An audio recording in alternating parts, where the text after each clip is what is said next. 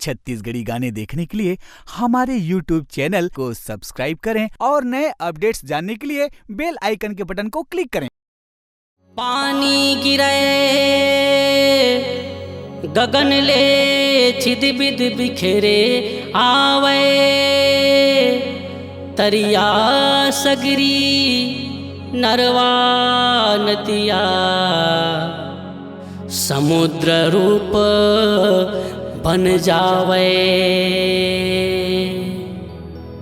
पानी बहिते पर्वत ले झरना बन गिर जावे। पर्वत ढह ढह घूर पिघल के सुम्मत संग बही जावे। सुम्मत संग बही जावे।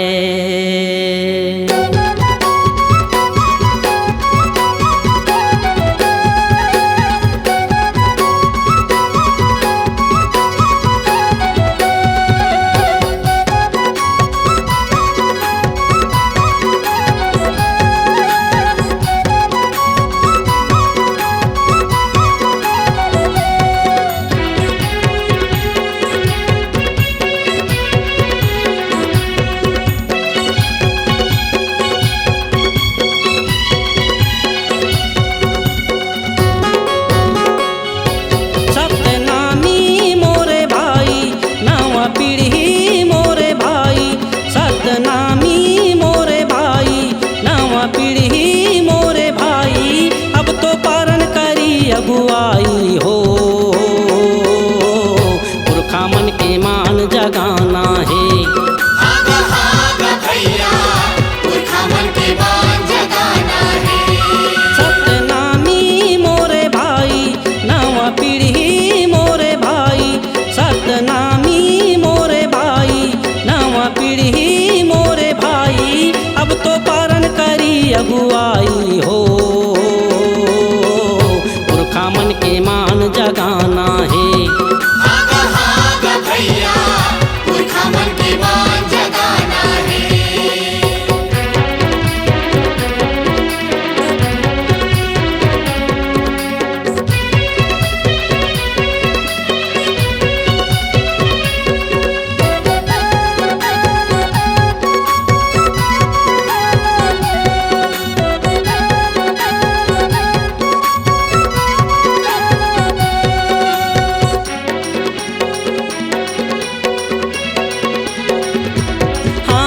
करली प्रतिज्ञा हम गुरु वचन के मन मसाबो वैसे ठानी हो।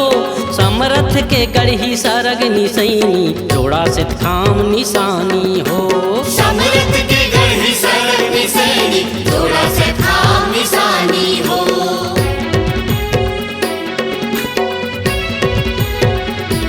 हाँ करली प्रतिज्ञा हम गुरु वचन के मन मसाबो वैसे ठानी हो।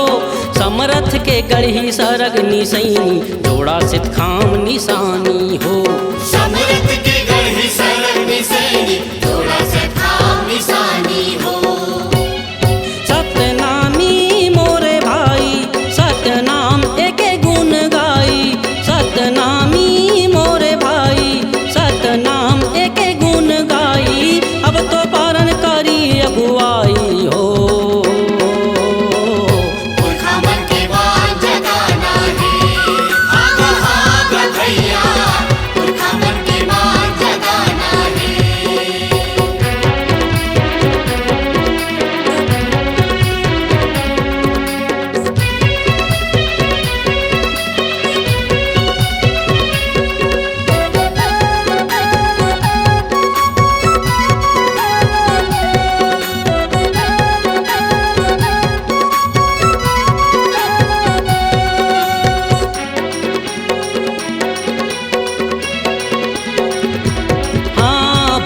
बचन कथनी कहानी छोड़ा करना है हमला करनी हो। गुरु पुरखा है गौरव पथ भारी सतमा है काबर डरनी हो। गुरु पुरखा है गौरव पथ भारी सतमा है काबर डरनी हो।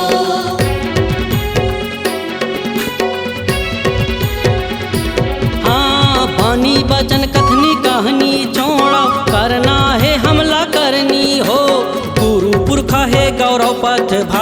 सतमा है काबर डरनी हो।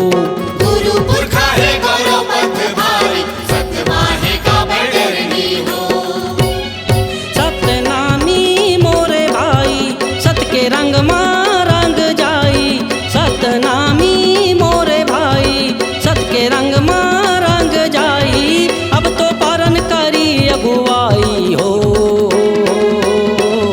पुरखा मन के बांध जगाना है, हागा हागा भैया, पुरखा मन के बांध जगाना है।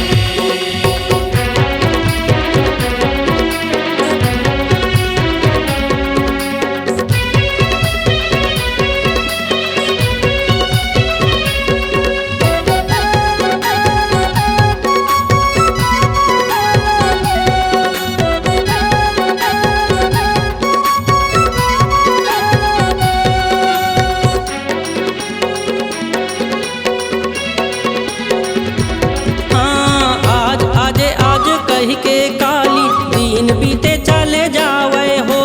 कमर का सोनावा पीढ़ी मोर भाई समय ऐसे झन गवावे हो। कमर का सोनावा पीढ़ी मोर भाई, समय ऐसे झंझावावे हो।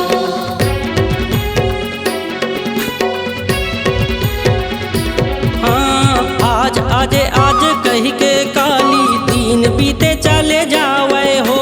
कमर का सोनावा पीढ़ी मोर भाई समय ऐसे झन गवावे हो। कमर का सोनावा पीढ़ी मोर भाई, समय ऐसे झंझावावे हो। सतनामी मोरे भाई सत के दया धर्म बगराई, सतनामी मोरे भाई सत के दया धर्म बगराई, अब तो पारन करी अगुवाई हो। पुरखा मन के मान जगाना है, हागा भैया, पुरखा मन के बांध जगाना है। सतनामी मोरे भाई नवा पीढ़ी मोरे भाई, सतनामी मोरे भाई नवा पीढ़ी मोरे भाई, अब तो पारन करी अगुवाई हो। पुरखा मन के बांध जगाना है, हागा हागा भैया, पुरखा मन के बांध जगाना है। हागा हागा भैया, पुरखा मन के बांध जगाना है। हागा हागा भैया, पुरखा मन के बांध जगाना है। हागा हागा भैया, पुरखा मन के बांध जगाना है।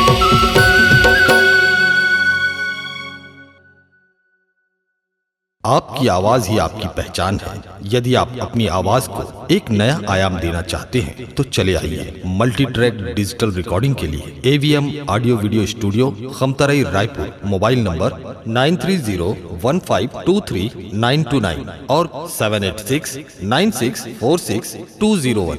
यदि आप नए एवं पुराने गीत सुनना चाहते हैं तो avmgana.com में जाकर गाना फ्री डाउनलोड करें और YouTube चैनल में AVM गाना और KK कैसेट्स को सब्सक्राइब करें।